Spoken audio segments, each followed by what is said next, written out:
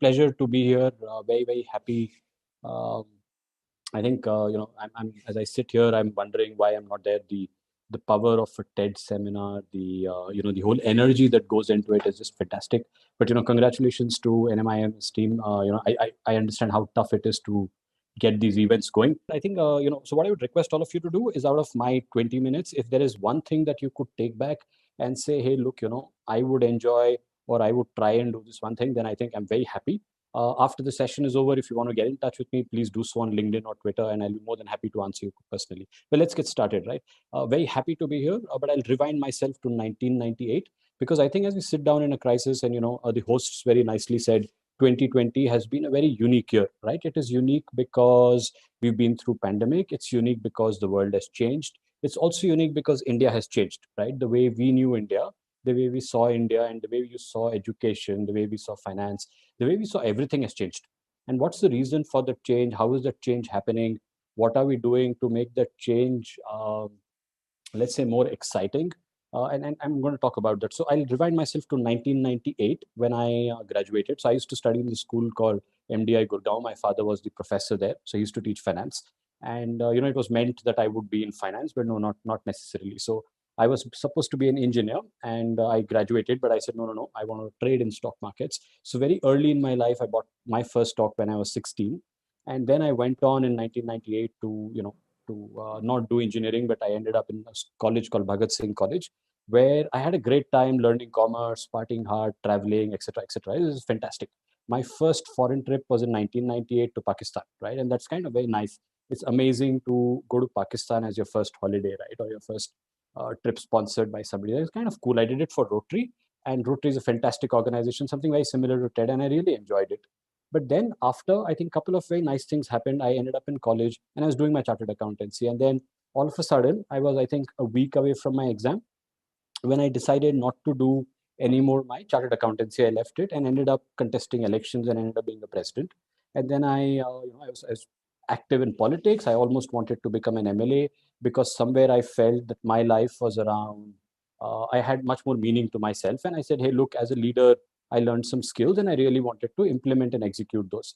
So it was a nice moment for me personally, where over my first 18 to 21, I learned a bunch of things. So as you're in that age group between 18 and 25, you start to ask yourself, what's the value of my life? What do I stand for? What do I mean for? And I think it was the first decision I took in my life when I said I'll not do chartered accountancy, because I didn't see myself being being a somebody behind a desk all my life. I said, hey, I want to be out there. I want to do something nice, and I want to do something special. So I moved from being a chartered.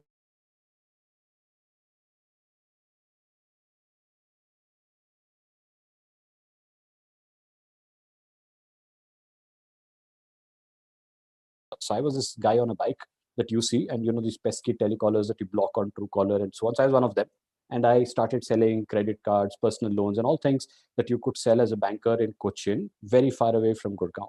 I then went on in my life, and what I will try and explain to you is a crisis is a fantastic opportunity, right? Nothing better than a crisis, because it gets you going, it gets you motivated, it gets you high, gives you the unique chance to have a fantastic risk return ratio.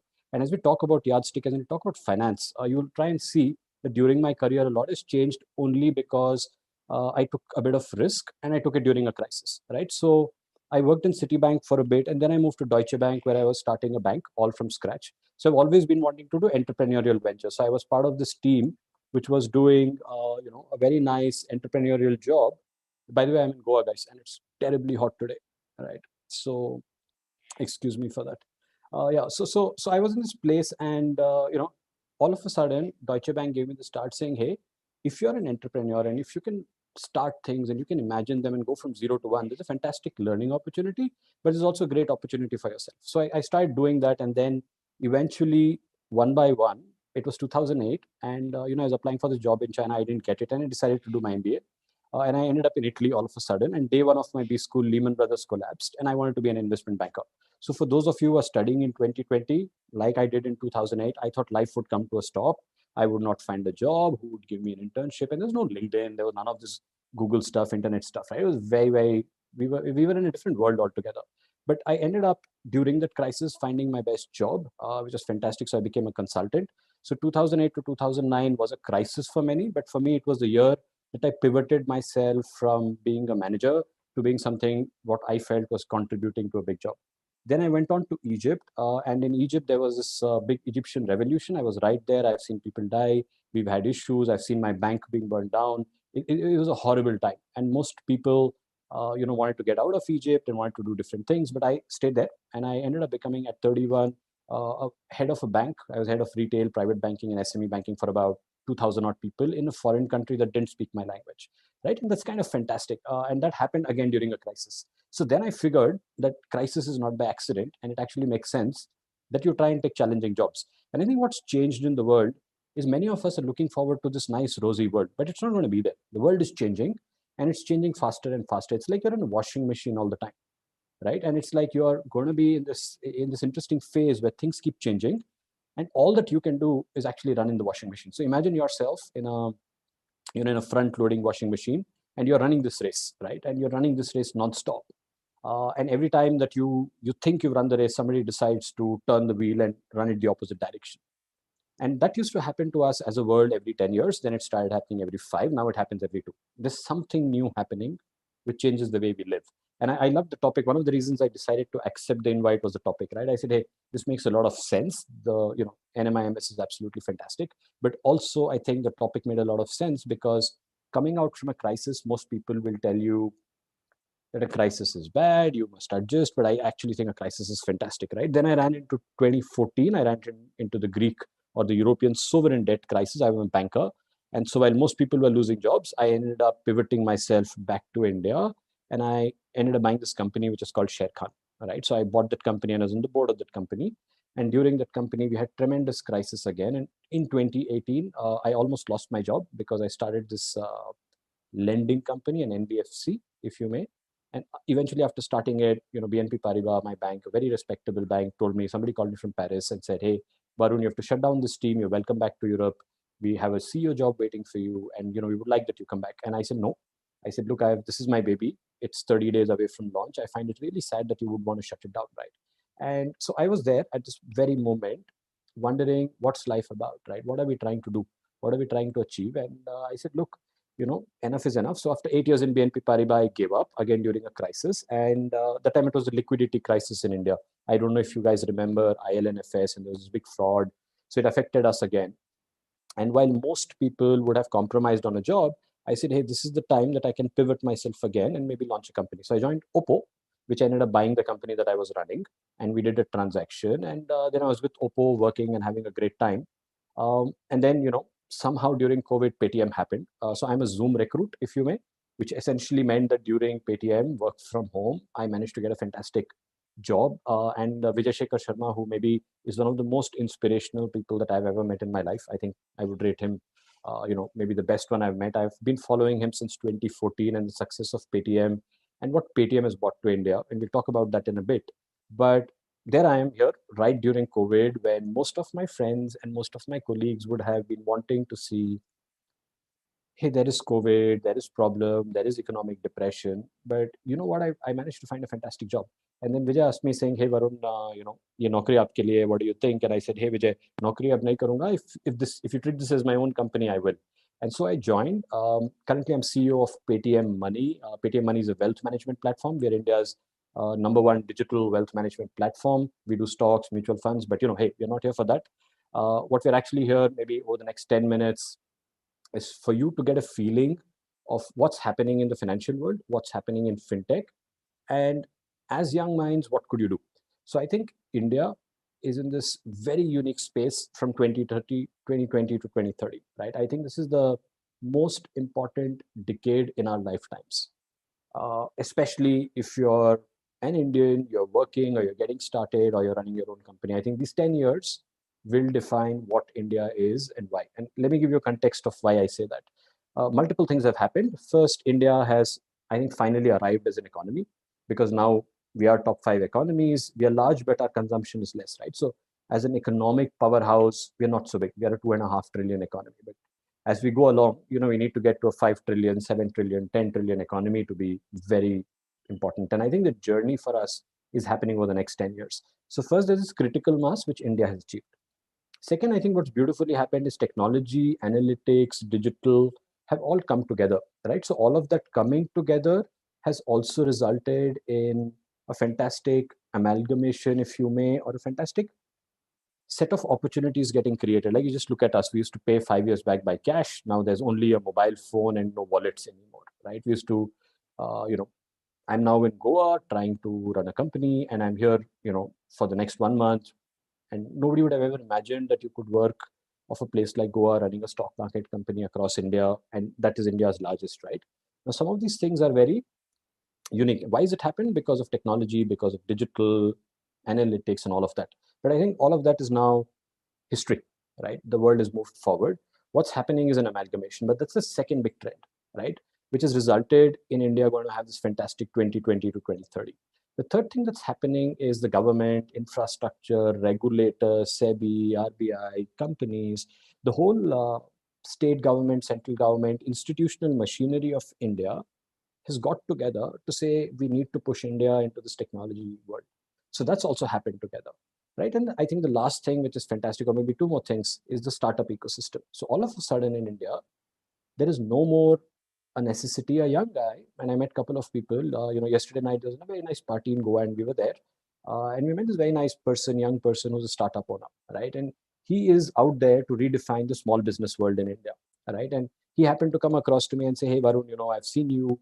Can we talk about it? Can Paytm do something for me?" Now, the world is changing because there's a young 22-year-old who's trying to redefine the way small businesses in India do accounting, right? And he's able to do it. And he's already very successful. He already has 10, 12 million consumers. He's already maybe worth $100 million, right? Which is 700 plus crores, right? And these are important numbers coming to a 22, 23-year-old, because that person has decided to question what is there. Now, that whole startup ecosystem, or what I would call the modern day digital revolution, is happening, right? All of a sudden you're in Bangalore, and you're in Koramangala, and that's the place to be, right? Koramangala, fourth block. I used to live right opposite your small campus there, and I think it's fantastic, right? That whole ecosystem there is getting created.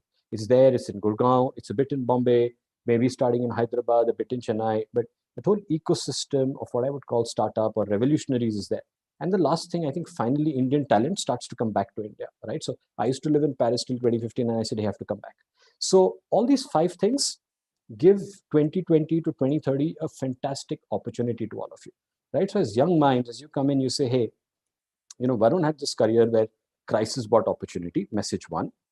Message two, India, in my opinion, over the next 10 years is the cusp of its single biggest dream run, right? And everything is changing. So you're in this washing machine, everything's going to change. You have no choice, right? So I have put you in this washing machine, and we're putting a lot of surf, we're putting a lot of comfort, all sorts of things, and we may you run, right? You have to run, and there's a foam, and once you started running and you feel comfortable and you're now running in the right direction, I'm going to turn it around, right? And then you're running and you're confused what the hell is happening, right? Sometimes you're drowning, sometimes you're spinning. But that's the situation we're in. But hey, then you say, why does Varun say this is the most fantastic opportunity for all of you? And here is the reason why, right? Because in the financial services world, and I'll take an example, today, you can come into the digital payment space. The infrastructure is there. The private equity venture capital funds are there to fund you. And you could all of a sudden create a company like Vijay Shekhar Sharma did. He comes from a very humble background, from a small 100 feet square feet house in Aligarh. And today he's worth 16 billion US dollars, right? And that has happened because only in India you have that opportunity, right? Now to recreate, to reimagine, to rethink. So in the financial services world, five things are coming together, right? Which is IQ, which you all know, EQ, which is emotional quotient, PQ, which is people quotient, TQ, which is technology quotient, and DQ, which is data quotient. And to add to all of that, you have FQ, which is financial quotient, or how to run a business. Now, if you take these six things and you combine them, and if anybody is able to combine these six things together, put a team together, you're able to get a great start in finance. Because the incumbents are behind on tech. The ones who are able to think and disrupt, consumers are ready to accept your disruption. Consumers are ready to say, "Hey, look, if you launch something new, I will take it up." So let me give you an example of Paytm Money. We launched 2 years back, and mutual funds in India have been existing for about 20, 25 odd years. In the last 2 years, we've become India's #1 mutual fund distributor, but that's not so cool. What's cool is we've got at least one customer from 99% of all PIN codes in India, right? And that, just think about it. We're bigger than the Indian Post Office, we're bigger than State Bank of India, we're bigger than everybody else. And all I have is a mobile app, right? And my team size is 350 people. Now, that was impossible to imagine. And by the way, out of 350, about 330 sit in Bangalore, Koramangala, right? Uh, the other great thing is we've brought down the average amount of investment from, let's say, 5,000 rupees, 4,000 rupees to 100 rupees, right? And now I'm making an effort to bring it down to 1 rupee, right? Because I think that's the space which is there. And you could now all of a sudden say, hey, I'm an MNMIMS. I don't want to work for a large company. I want to come in here and do something fantastic, right? So there's this fantastic opportunity in front of you. And I think you will never get this chance again, right? If you don't accelerate now and you don't make most of what's there in front of you. So, and I'm going to watch time. I have 4 more minutes, and maybe I'll try and deliver 3 messages to all of you, right? So I'll just summarize what I said. First, look at my life. Don't say it's great. Don't say Varun is a CEO. Just go ahead and say, hey, look, this guy went through at least, if not anything, 4 very major crises, and he's still there having a good time, and he's happy, and he's running a show. So look forward to a crisis rather than run away from it. I think that's a fantastic thing to do, and learn how to master a crisis because it's going to be there. Second message, India is this fantastic time where you should make most of it. And third message, try and combine the 6 type of questions that I spoke about to create magic, right? But you say, hey, Varun, all this is great. What should I do, right? And if they were, what would you do? I think the 3 things you should do to make most of this opportunity. First, please don't join a large company, right? Please don't join a company that is established. Please don't join for salary. If I was you, if I get the chance again to study and I get the chance again to be 20 and get my hair back, I would go out now and go in a startup, right? I would go and join a company which has 4 people, crazy ideas, brainy, intelligent people with a bit of funding. And I would do that. And if you're able to do that yourself and create a team in NMIMS, go ahead and do it. So first message, please don't join a big company, go join a startup. Second message, think about technology. Don't run away from it, and don't run away from analytics. Try and learn technology, try and accept it, because it's coming. It's already there, and it'll come, and it'll become deeper and deeper. Somebody at my age can get away saying, I am not able to code, I don't understand technology, and I can hire people. But at your age, the way you are, I think you need to accept it, embrace it, and be part of it, right? It's fun. It's like anything else you do. It's like Instagram, right? So if you do Instagram posts, you start to do it. And I think third, and very important, I think, is travel, right? One of the best things I've done, I've traveled to over 50 countries, I've worked in 11, I speak a bunch of languages. During COVID, I worked 3 months in Bangalore. Now I'm in Goa, I'm going back to Bombay. And I've been driving everywhere, not been taking flights, and I wear my mask religiously. At the end of it, what I've realized is traveling makes your mind open up because you meet new people, and that's the best form of learning. So, hey, closing comments on my side. I think the world's fantastically placed. You're in a great place. COVID is just coming to an end. I'd just like to thank the NMIMS team. I think brilliant time to do this because India's at the cusp of change. The change started yesterday, today, with vaccinations happening. I think it's just, you're at the right moment, at the right time. And over these next 2-3 hours, the bunch of speakers speaking. Dilip is a dear friend, and he's doing a great job. He's a great speaker. Hear him out. My one request to you, out of all our messages, take one message today, go back home and implement it tomorrow, right? And whatever that message it is that anybody gives you, do it. But thank you, NMIMS team.